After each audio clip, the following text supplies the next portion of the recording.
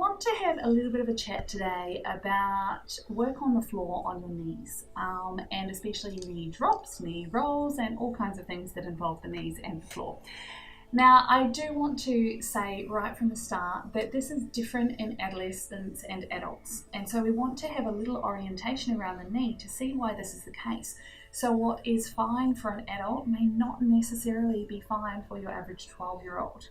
So please really think about the development of your dancers if you're giving them any floor work involving knees.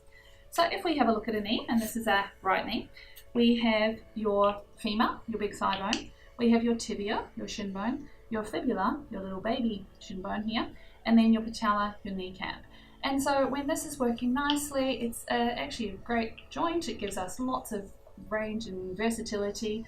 However, we need it very much, and especially as we age, your knees become very important, and it's an area where a lot of people experience a lot of discomfort, which really limits their lifestyle.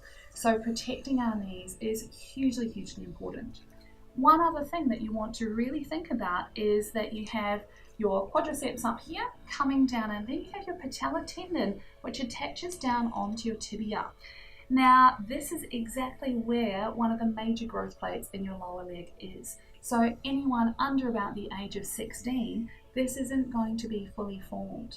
And I've had young students who've come in with very overdeveloped lumps through the front of the knee from constant pulling on this area during periods of growth.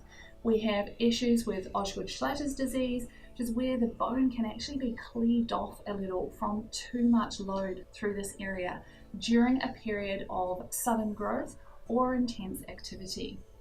But the one that concerns me the most is when I see young students crashing down onto their knees during a piece, and often an entire troop of them doing it. I will literally cringe because I know the potential damage in that situation. So if we're doing any knee work, it should be silent. It should be coming through the outer part of the leg rather than directly down. And in rehearsals and in most performances, it is very advisable to wear knee pads if you are doing anything remotely involving rolling around on the front of this knee. A lot of people have expressed concern about this, or they shouldn't use knee pads on stage. I use the example of Sylvie Guillen in Push. She has little white knee pads over her knees. If it's good enough for her, it's good enough for a 12-year-old troupe. So please be very careful about young adolescent knees. You only have one set of knees, and we don't want to see a whole run of early knee replacements. I know far too many dancers in their 30s and 40s who struggle going up and down stairs, let alone doing anything more intense than that. So please take care of your knees.